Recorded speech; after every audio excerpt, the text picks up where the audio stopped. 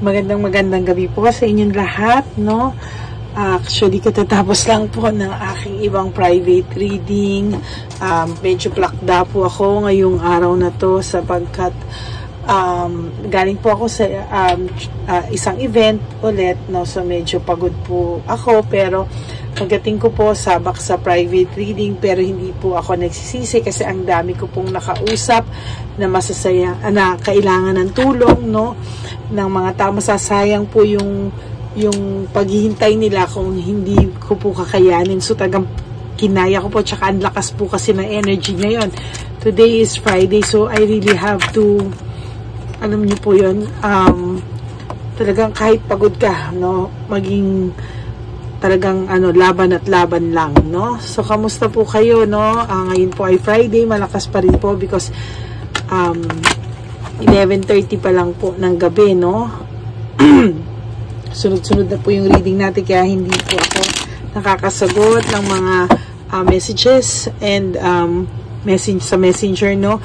Pagpasensyahan niyo po kung hindi po ako nakakasagot, sobrang busy lang po talaga, pero I'll make sure to answer you po all tomorrow, no? Pero bukas punong-puno rin po ako hanggang linggo, no? Puno po ako hanggang linggo. Yan. Okay, game na po. Ano kaya po ang pwede nating makita sa mga oras na to, no? Fear of change, playing safe, no? Difficulties, they have doubts. Sa sarili nila, may doubts na po sila sa pinasok nilang sitwasyon. Ngayon, medyo may feeling po sila na parang nasasaktan na din sila, no? Or somehow parang hindi nasasaktan, eh. Parang meron na rin po silang nararamdamang guilt, no? So, kahit papano po, no, itong matigas na taong to, kahit papano po, ay nakakaramdam na din pala siya ng guilt sa'yo, no? So, yun po ang title natin, kahit papaano,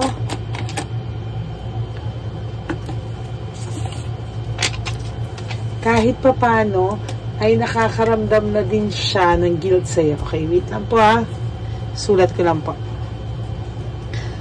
Kahit papaano ay nakakaramdam na din siya ng guilt sa'yo. Yan, no? So kahit papaano ay nakakaramdam na din siya ng guilt sa'yo. Okay? So, kahit pa paano nakakaramdam na siya ng guilt sa'yo. Mukhang tinatabla na po ito, no? For some reason, meron po nangyari at tinamaan to ng lintik. Biglang nagising sa katotohanan kahit pa paano somehow. Meron po nakapagpagising sa taong ito, no?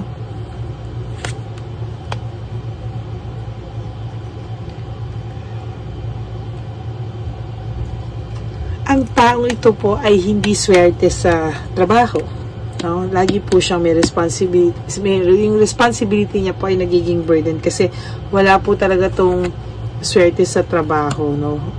Mas angat ka po sa kanya, mas meron ka pong success, mas successful ka po sa partner mo, no? Mas masipag ka din, mas hardworking ka rin, at may responsibilidad ka, no? Mas responsable ka kumpara sa kanya, no? So, kaya po siya nakakaramdam ng guilt din sa'yo kasi somehow, nakikita niya po kung ano yung sinasakripisyo mo na hindi niya po, ngayon po, nagkakaano na po siya, no? Nagkakaano na po siya sa sarili niya, no? Na kahit papaano po ay nakakaramdam na po ito ng pagkahiya, no? Nakakaramdam, ayun, kahit papaano ay nakakaramdam na din siya sa'yo ng, ano ba to? Kahit papaano ay nakakaramdam na din siya ng guilt at hiya sa'yo. Yun ang title. Unti-unti po, no? Itong mga pambababae niya po ay iniiwasan niya na unti-unti. Pinipilit niya pong iwasan na, no? Lack of commitment, no? Full success living beyond means, meaning hindi na po ito kumbaga kung ma-pride pa po ito sa ngayon sa inyo, halimbawa, no, hindi na po totoo yan kasi nakakaramdam na po siya ng guilt sa'yo at hiya sa'yo. So, kung halimbawa po, no, na ang feeling mo po ay hindi siya nahihiya, well, nahihiya na po siya at kahit papano po ay may guilt na po itong taong to sa'yo. No? Saglit lang po ang lamig lang po ng aircon, papatayin ko lang. So kahit papano po, no, ang taong yan ngayon ay somehow, no, nakakaramdam-ramdam na rin po siya ng hiya. No, nakakaramdam-ramdam na rin po ito ng kumbaga medyo nagigising na po siya sa katotohanan ng buhay, no. So kahit yung mga unresolved issues at emotional baggage, unti-unti po masisettle, maaayos. For those of you na nagtatrabaho sa ibang bansa, kailangan nyo din daw po, no, na itong taong to ay pag nagbago, no, kailangan nyo rin pong tulungan, no. Ito po ay sa mga taong totoong totoong nagsisisi, no, kahit papano, at may communication kayo, nagsisito, lumapit sa inyo, no. So yan, may acceptance na rin po siya, no, na somehow medyo nagkamali siya, no. Kung ang taong to ay sobrang mataas ang pride, no, dumating po kasi siya sa na-frustrate po siya kasi po parang may na-realize siya na na something is wrong po, no. Something is wrong po. Meron kasi siyang emotional immaturity, medyo mas immature sa iyo ang taong to kumpara sa sayo, no. Gusto niya po ulit bumuo sa iyo ng isang bagong relasyon. Parang may nakukuha kong energy, Parang gusto niya pong bumuo ulit, no? Kaya lang po itong taong to ay medyo gipit siya or wala siyang ganong resources sa ngayon, ano? Pero idinadivert na po niya pabalik sa iyo ulit yung mga attention niya. Naghiwalay kayo or medyo may gulo kayo or naghiwalay kayo tapos medyo nawala siya sa inyo, leaving behind, walking away. Lumayo po ito, namili ng ibang landas. Pero somehow ngayon bumalik yung control, no? Bumalik yung control sa iyo, no?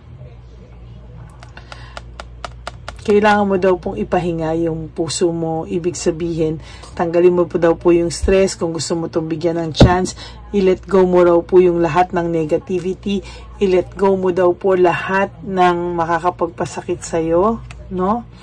Dahil ang dami nyo raw pong missed chance at lost opportunity na dapat habulin at dapat gawin. So, yung failure mo po, unti-unti, no? Mag-iiba po yung cycle, no? Yung mga sumaksaksay sa likod, unti-unti po yung maaayos. No direction na po sila. Nung iiwanan niya po ito para sa iyo, pero asahan mo po kahit pa paano mangungulit pa rin po yung babae, yung Tiyabilitang Palakano yan, kasi sa totoo lang po, hindi sila papayag na maging okay kayo.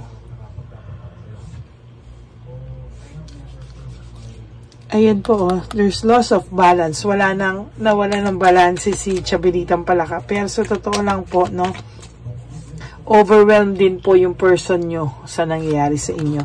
Kaya nagkaroon po siya ng reflection, no, and redirection, no. Nagkaroon po siya ng understanding sa sitwasyon nyo, and he really wants to have new beginnings, and a fresh start with you. Tingnan mo, very, very connected. It's Friday. Sobrang lakas po ng energy, no? At yung sinasabi ko po, tuloy-tuloy lang po yung bibig ko. At yung pagsabi ko po, pagbukas ng baraha, yun po yung lumalabas. Kung ano po yung sinasabi ko. No? Nakakilabo talaga po pag Friday. No? So, you want a new meaning in your life? No? Gusto niya pong bumalik sa dati. I-give up niya po yung mga taong nakasakit sa iyo, o i-give up niya po yung ano man ang meron siya na kinaayawan mo at kinagalit mo. Disconnected po siya sa taong yun, no? Wala po silang communication at all sa ngayon. no? Gusto niyo na maging free dun sa relasyong mali at i-explore ang bagong mundo na magkasama kayo or bagong chance na binigay sa'yo. Huwag mo naman daw po i-reject, no? There's resentment. Tulungan mo daw po to. Imbis na idikdik mo dito ng idikdik yung mga kasalanang nagawa niya sa'yo o isumbat mo ng isumbat, no? Kailangan daw po na leave everything behind and start anew, no? Kasi kung hindi mo naman po ito hindi mo naman po ito hindi mo man po ito tulungan, no? Sayang po kasi ito pong si Chabelita pala katuwa po ito pag may nasisirang relasyon to, no? The mere fact na ito pong tao nyo kahit papano ay nakakaramdam na din siya ng guilt at hiya sa'yo, ilaban mo po, no? Ilaban mo po. For those of you na nagsisi talaga at person nyo po ito, ilaban nyo po.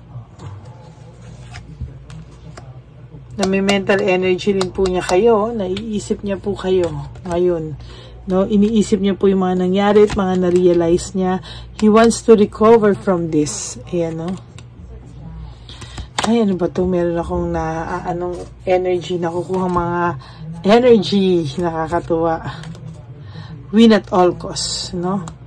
Kailangan mo raw pong ipanalo ito ang pamilya mo at all costs, no? At all costs.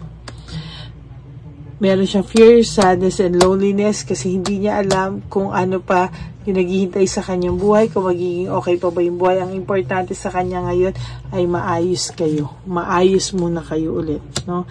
Nagkaroon kayo ng home conflict and lack of support because of his fault and not your fault, no? So, there's loss and separation. Darating ang araw, talagang wala na talaga sila nito ni Chabelitang Palaka. There's jealousy and self-centeredness. So, itong si Chabelita Palaka na to ay selosa pa. Oh, kapal. Materialoso pa. Mukhang pera. No, then, there's finding peace. Gusto na po nito ng katahimikan itong person mo po or ex-person mo po. May confusion, may chaos na mangyayari sa kanila, no? At pag-uusapan ito ng tao o mga kamag-anak nila, makakarating sa ito, no? Difficulty decision, no? Nahihirapan ka mag-desisyon kung ano ba talaga, kung ito ba ay nagbago na o hindi pa, no? Kung talaga magtotoo na siya na papasiyahin kayo and not broken-hearted, no? So, lahat po ay nasa risk, no?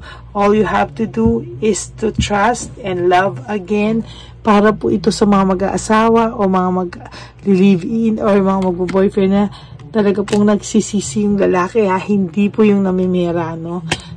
So, nakaramdam kasi siya ng distraction at paggulo sa buhay niya, kaya niya biglang parang sinampal to at binuhusan ng malamig na tubig na parang, ayun, alam na pala niya, no?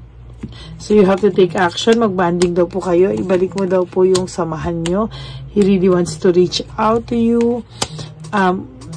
Huwag nyo daw po kasing paalala rin ang ipaalala, no? Ikaw naman, ha, nakausap ko. To ay willing magbago, pero wag mo pong paalalahanan ng mga ginawa niya dati. Kung hindi, it's useless, no? So, yan. Yan ang cards niyo po. To have a fresh start, optimistic, fun, and fulfillment, no? So, napakaganda ng cards mo, no? So, yan po, no? Kahit pa paano nakakaramdam na ang tao to ng hiya at guilt sa'yo, no? Yan lang po. So, yan po ang ating free reading ulit. For those of you po na who wants to have a private reading with me, you can always message me at Lady Lee Elena. That's L-A-D-Y-L-Y, then Elena, E-L-E-Y-N-A. Ayan, dyan nyo po ako dyan nyo po ako kontakin at mag-uusap po tayo. Hindi man po ako makasagot kaagad-agad, pero I'll make sure po na sasagot po ako within the day. Okay? So, maraming po salamat sa inyo, and may you have all a good night's sleep para po sa mga nasa Pilipinas at Asian countries ng mga subscribers ko, no? Matulog po kayo. You really need that, no? And for those of you po na nasa ibang bansa, i-enjoy nyo po yung day nyo. And I will all see you tomorrow again, no, for another free reading. No, maraming salamat po sa inyong lahat, to my Lady Elena's family, friends, and subscribers. I love you all from the bottom of my heart. Yun lang po. Thank you so much and good night. God bless you.